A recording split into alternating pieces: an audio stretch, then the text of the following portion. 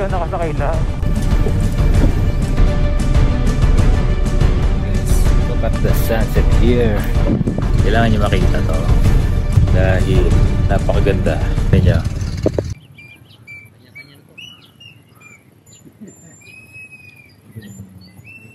Hey guys, it's 2 a.m. the morning of February 15. So we are going to Mapanoype Lake. So eto, tingnan nyo yung dala namin. Sobrang dami.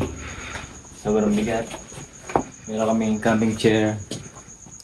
2 camping chairs. Meron kaming tent. So camping table, nandito maliit lang. So ito yung gamit namin, tubig.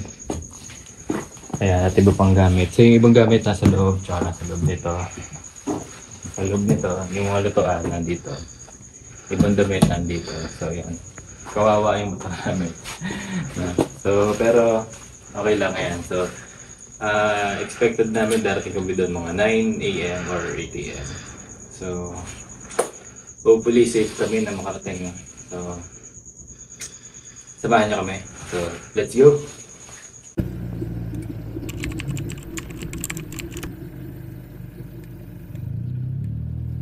Maaga kaming umalis para makaiwas sa traffic, lalo na dadaan kami sa Metro Manila. We originally planned this na makaalis ng 1 a.m. ng umaga, no? Kaya lang 1 a.m. din yung out ko sa work, tapos nag-ready pa kami, kaya medyo na late na. Tumigil muna kami saglit dito sa May Alabang para magpagas at mag-ready ng Google Maps namin. Hindi muna kami nag-on ng cellphone and nag-maps bago umalis sa bahay para na rin makatipid sa battery and sa data.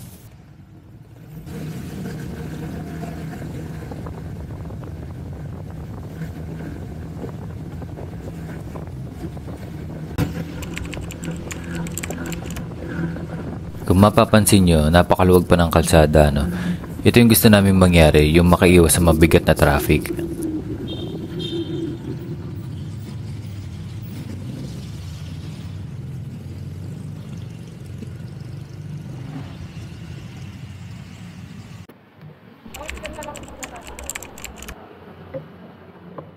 Napa-stop over kami dito sa may Valenzuela nang hindi inaasahan, no? Dahil may narinig kaming parang sumisingaw. Akala ko yung gulong namin sa ulihan, baka kakubotas na.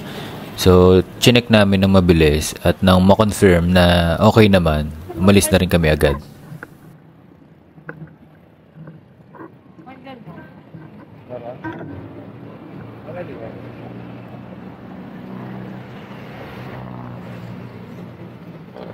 Stop over muna kami dito sa Apalit, Pampanga, no? So, ganito kasi ako, sobrang to ko. Hindi ko na kaya, so kaya ano muna, yung tumigil muna kami dito, baka ano ano pangyari eh. Sobrang to, malamig.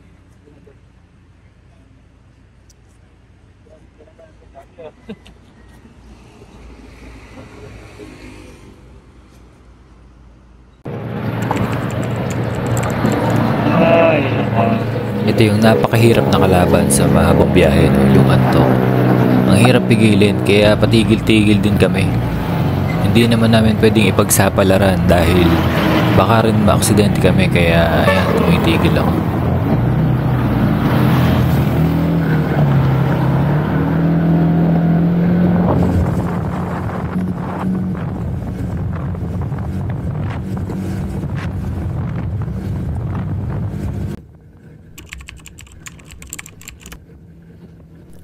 Habang nagdadrive, hindi ko maiwasang humanga sa kalsada ng Pampanga papuntang Zambales dahil napakaluwag, napakagaan ng traffic.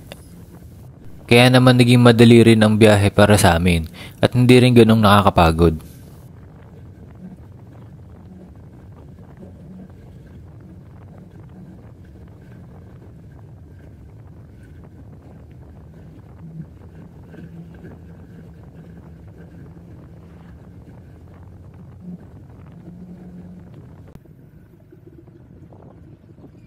Kung pinaplano nyo rin magpunta dito, pagdating sa Bataan, Subic o Olongapo, doblehin nyo ang ingat dahil ang dami ng curve ng kalsada.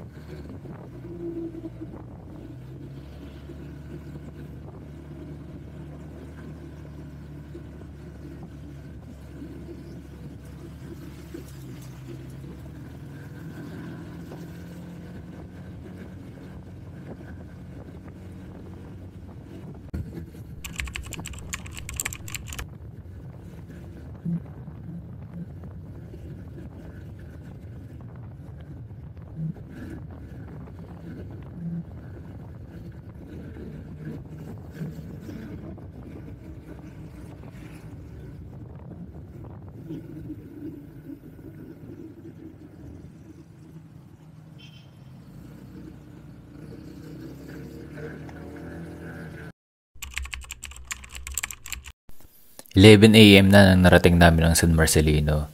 Tinanghali na din kami dahil sa mga hindi inaasahang pagtigil namin, no? Dahil sa antok, gutom at pagod sa biyahe.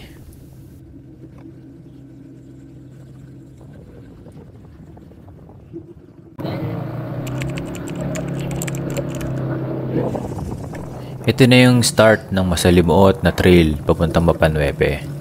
Nag-hire kami ng guide para at least meron kaming makakatulong dahil mabigat ang dala namin sa motor, mabigat din kami. Kaya mas minarapat namin na mag-hire para may makakatulong na rin kami kung sakaling mabalahaw o matumba ang motor namin.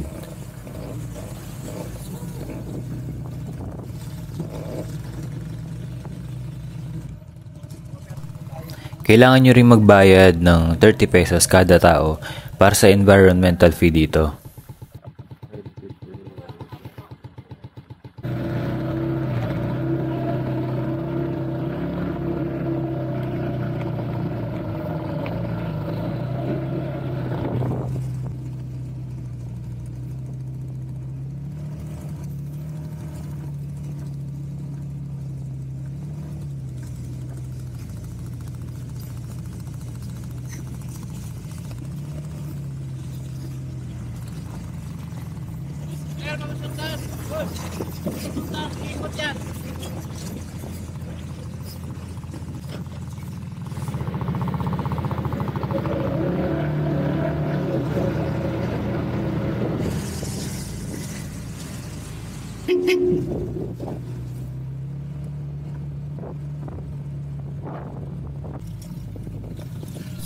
Hindi namin inaasahan na dito kami madadaan sa trail ng mga sasakyan o ng mga kotse. Dahil ang alam ko mahirap dito. Pero tinry na din namin, no, para ma-experience na rin. Siya nga pala guys, ang mga tour guide namin ay mga katutubong Aita. Kapag nagpunta kayo dito at gusto niyo silang kausapin, huwag niyo silang tatawagin kulot o Aita dahil ang alam ko hindi nila nagugustuhan yun. Tawagin niyo silang kabagis or kaibigan. Ituring natin silang isa sa atin.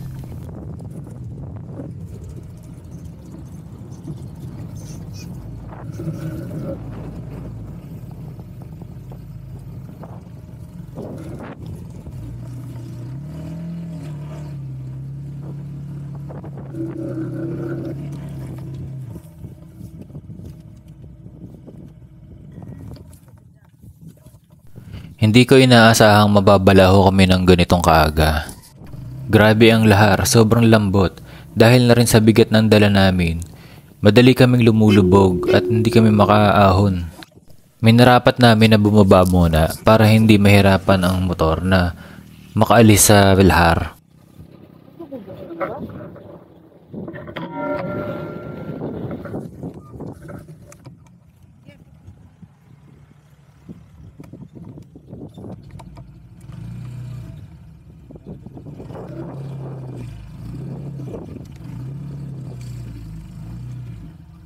Muna, big. Kasi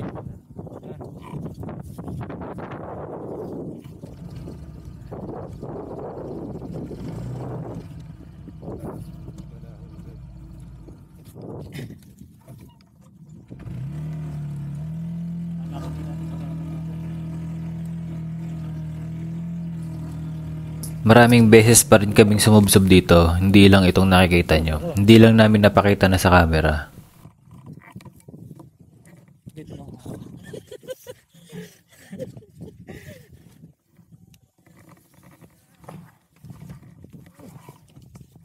ayan.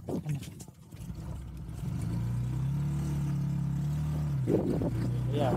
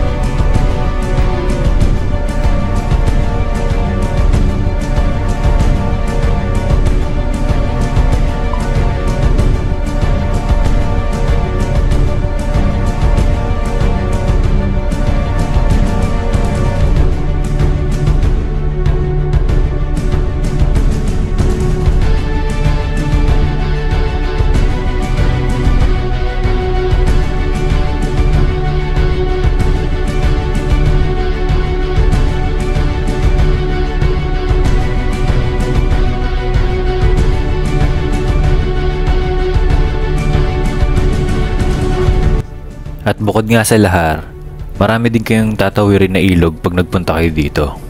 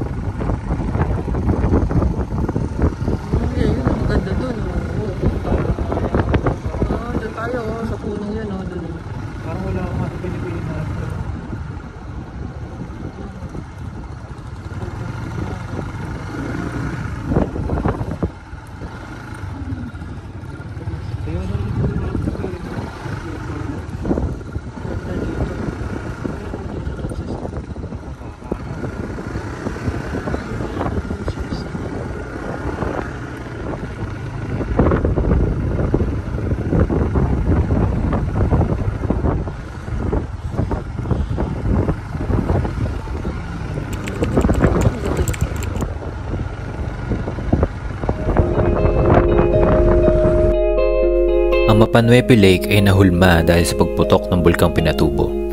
Dumuan sa matitinding pagsubok. Nagdaan ng maraming taon at lumabas ang natatago nitong ganda.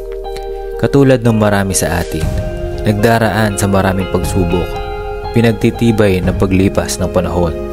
Huwag ka lamang susuko ay siguradong lalabas ang natatago mong kakayahan at masisilayang muli ang tunay na ganda ng buhay.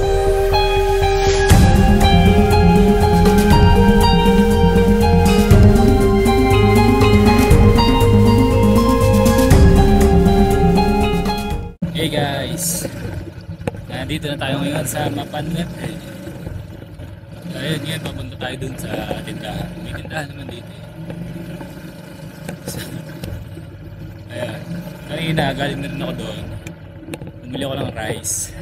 20 pesos ang isang cup. Pero madami siya eh. Baka mangkok ng ginamit. Paano ba naman? Tanga ko din. Nakalimutan ko yung lutuan namin, yung stove na nilalagyan ng butane. Nakalimutan ko sa bahay. Hindi ko nailagay sa sa sakyan dito sa compartment. Pero yung butane nadala ko. Yung pala, wala namang marerentahan dito ng ng lutuan. Pero butane, binibili dito. Bumili pa ako kahapon ng butane.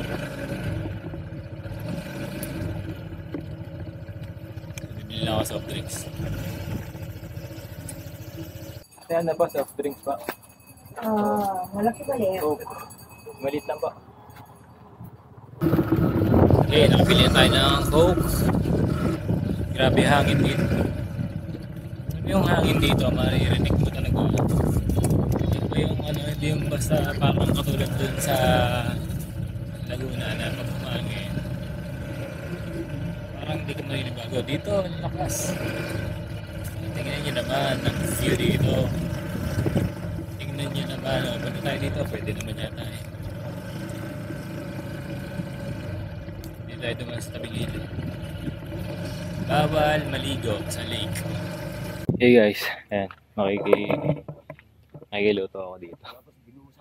So na, 4:30 na. So ayan dito. So, babayaran na lang yung kahoy dun kay Kuya. So, bibili muna ako ng itlog. Guys, iboboil ko lang naman to.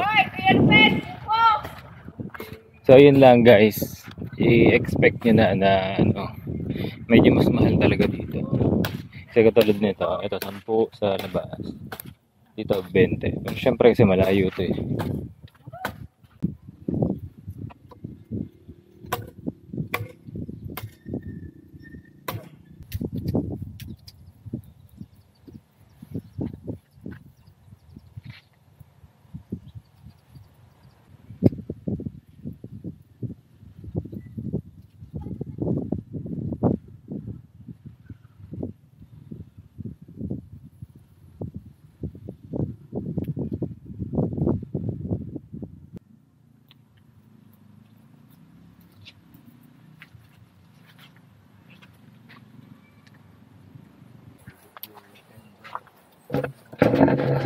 Tiyagahan tuloy ako.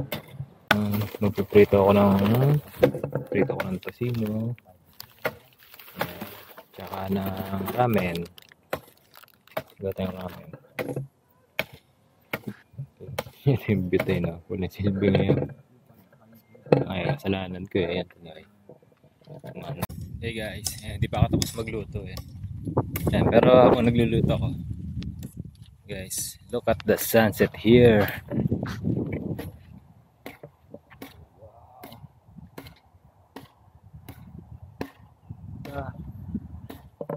Diba?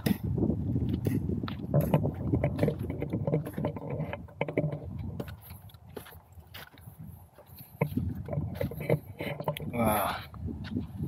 Maganda pala doon sa kabila. Ayun. Mas maganda doon.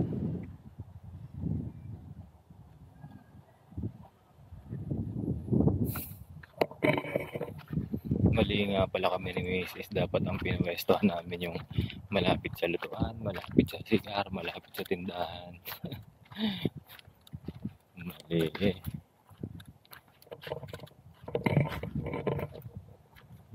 Ito na yung niluto ko. Langgunisang bad. Skinless langgunisa. Kinain mo yung iba? Hindi ko na niluto yung dalawa kasi sunog na yung ano ba yun. Saan mo? Bigay mo na lang doon. Nandyan. Tapos tocino, yun, tocino. And egg, tapos ramen. Ayan, ramen. Ang bango. Tapos may rice kami. So, ayan. Kakain muna kami. So, ang hirap magluto naman. Wala, kasalanan ko eh. Naiwan ko yung ang tawag ba doon? Stove. Butane stove. Naiwan ko. Sana naggagaganyan na lang kami dito. Wala eh. Okay lang. Kapagluto naman. Hey guys, yan. It's 7:30 PM na. So, wala pa rin kasi akong tulog. Siguro maaga kami matutulog. Kailangan pala namin gumising ng 1 AM para ma-witness yung, anong tawag doon, Be? Stargazing. Stargazing. Magsa-stargazing kami. Kasi maganda raw dito mag-stargazing. Kita yung Milky Way. So, sana makita nga namin. Pero yan, try lang. After nun, gigising ulit kami ng 4:30 or 5 AM para makita naman yung sunrise dito sa Mapanuepe. No? So, yan. Sana magising tayo ng maaga. Kasi nga, sobrang pagod natin. Nakita nyo naman yung dinanas namin dun sa Lahar nang papunta rito. No? So, sobrang hirap. Kaya, yan. So, good night, guys. Good morning, guys. Today is February 16 and it's 6:05 AM. Nandito pa rin tayo sa Mapanuepe. Grabe ang lamig, sobra. And look at that. Look at that, guys.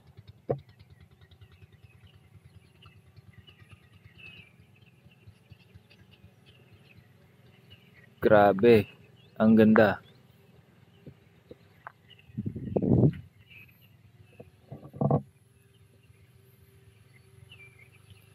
Sunrise lang gusto kong makita, guys, sunrise. Pero look at this. Grabe ang hamog. Tapos yung lamig niya, tapos yung scenery, yung ganda ng scenery pinagsama-sama. Ang mythical niya, sobra.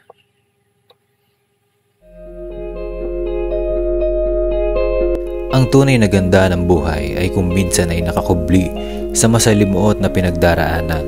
Kailangan lamang natin ipagpatuloy at suungin ang hamon ng buhay at nakakatiyak akong ito ay iyong mapagtatagampayan.